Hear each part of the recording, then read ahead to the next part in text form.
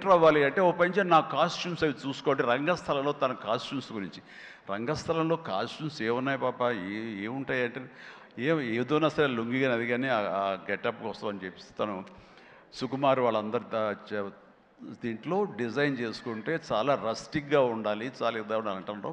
వాళ్ళు చెప్పిన మాట ఏంటంటే, ఒక చిరంజీవి గారు అమ్మాయి రామ్ చరణ్ సిస్టర్ అన్న ఫీలింగ్ లేకుండా గబుక్కుని ఏదో ఒక లుంగి కావాలంటే రాజమండ్రి ఆ ప్రాంతంలో కారు వేసుకుని తనే బయలుదేరి షాప్ తిరిగి డైరెక్టర్ కోరుకున్నటువంటి ఆ క్లాత్ కోసం తను తిరిగి చెమట కక్కుకుంటూ వచ్చి చేసింది అని చెప్పినప్పుడు నేను చాలా అంత కష్టపెడతా ఎవరు ఉంటారు కదా మా అసిస్టెంట్ అంటే నాకేం తెలియదు, మళ్ళీ వాడిని పంపించితే ఏం చేస్తారో ఏమో తెలియదు, నేనే వెళ్ళానంటూ అంటే కష్టానికి నెరవక నాన్న నుంచి కానీ తర్వాత తమ్ముడి నుంచి కానీ ఈ ఇండస్ట్రీలో రాణించాలంటే కష్టం ఒక్కటే పరమావధి, కష్టం ఒక్కటే నిజమైనటువంటి ఆయుధం, ఆ ఊతం అని తెలుసుకున్న మనిషిగా నాకు చాలా ఆనందం వచ్చింది.